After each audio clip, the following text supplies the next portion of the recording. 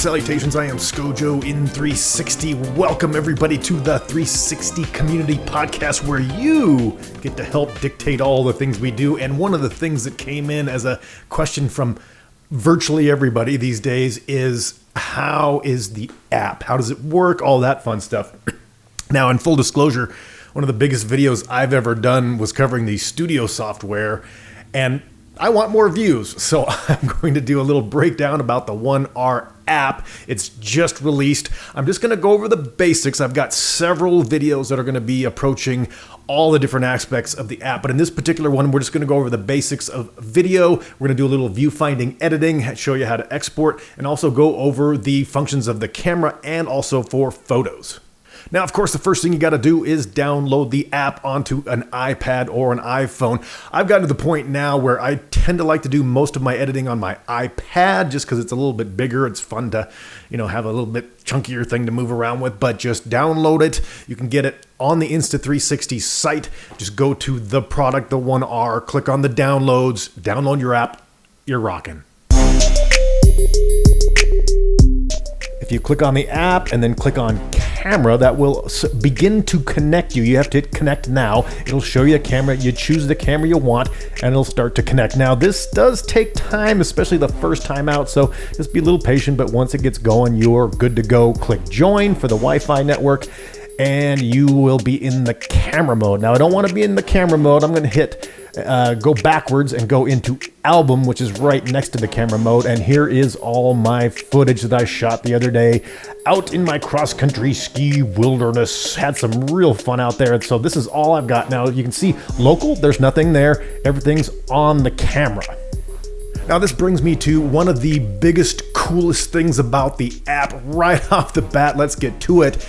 With the 1X, you had to download to your phone first and then edit, and there's just a lot of problems that come with that. On this one, listen to me closely, you can edit on the camera while it's still on the camera and then download it to your phone or to whatever you want. So that saves you a gigantic amount of steps, a gigantic amount of time. Kudos to Insta360 for putting that in the One R app.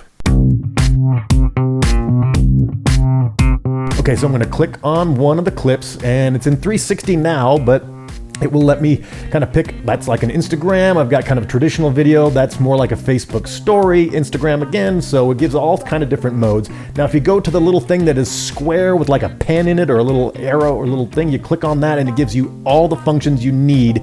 I like to play around a little bit with the speed on some of these things. So you click on speed and you can see 4 times, 6 times, 8 times, 16 times the hyperlapse. So if you hit that and then scroll right, it will give you that function. You'll be able to adjust the speed. That's pretty cool and really, really easy. You can turn motion blur on and off. You pretty much want this on for a hyperlapse or anything like that. So great mode there. Click on adjust, on filters, and it gives you filters. They're just like Instagram filters. They're just sort of presets. I don't really use them that much. If you can find one that works, that's great, but I really don't use them that much. If I'm going to do anything, it's going to go either straight out of the camera or I'm going to do the adjustments myself. Now, with all these, you can go subtle, moderate, strong, all that stuff. So these are interesting. You might want to play around with them a little bit, but for the most part, like I said, I like to kind of edit these myself, if not just release them straight out of the camera as is, because I think the camera does a good enough job.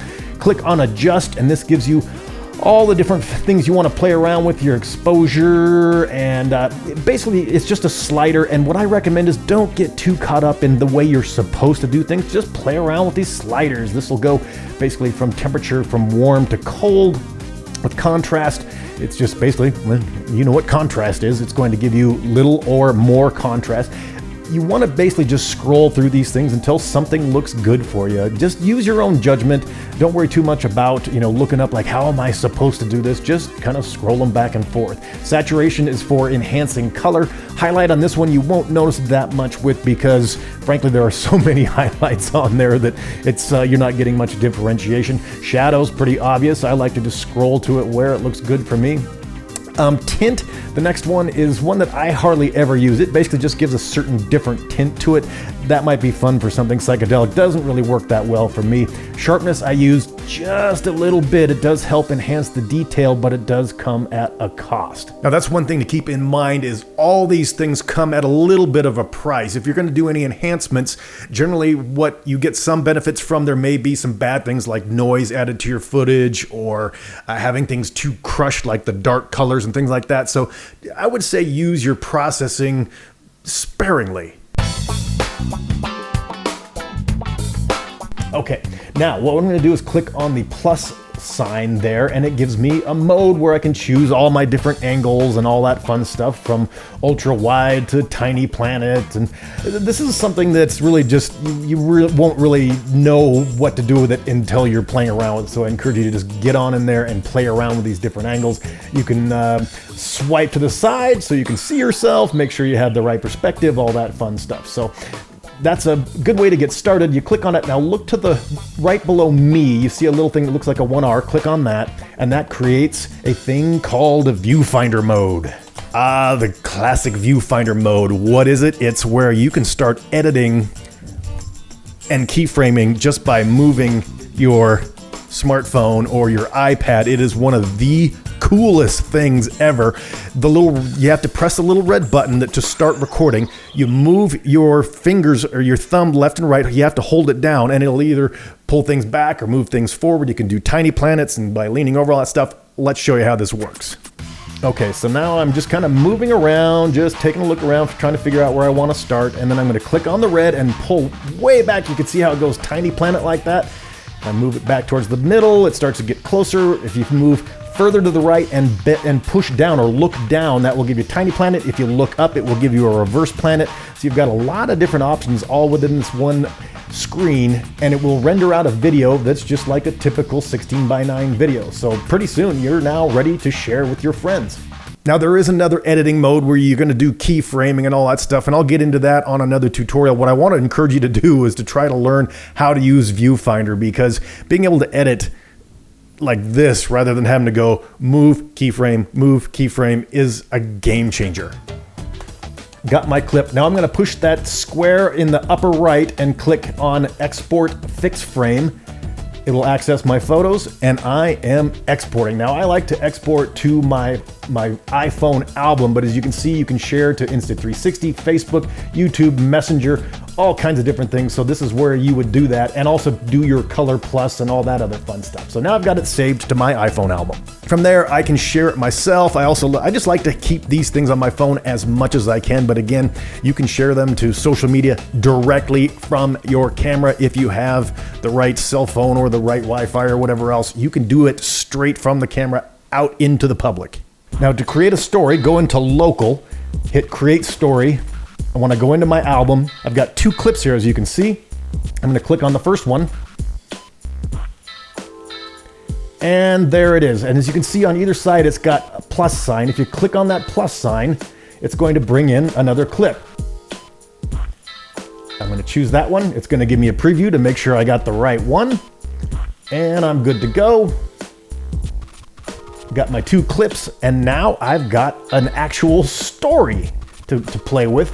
This thing is going to be two clips. Since it starts off with me almost falling, we're not going to watch the whole story. But basically what you're seeing is true. This has been one of the things that a lot of people that have the 1R or the Insta360 One X were complaining, that you can only do one clip at a time. Here, you got multiple clips. You can create an entire story.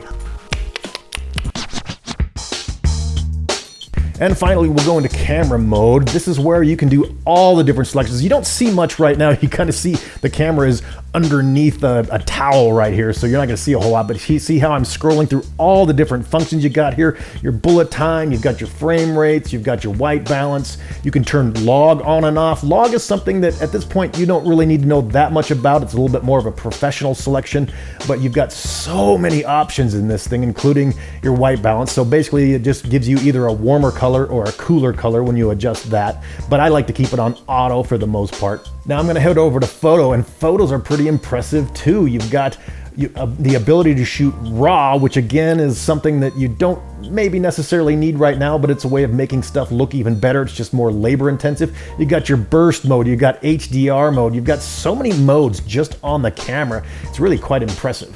So that's really just the basics. I know this is really fast. I didn't go very in depth, but that's the point of other videos. I'm going to be creating a video about how to do Viewfinder Mode. I'm going to do more about creating stories, more about sharing all that stuff. But for this video, let's just call it good. I am Scojo Insta360. Please don't forget to hit subscribe, hit like, share it with your friends, ring the bell on the side because we love you and we love to dance our way out of our shows.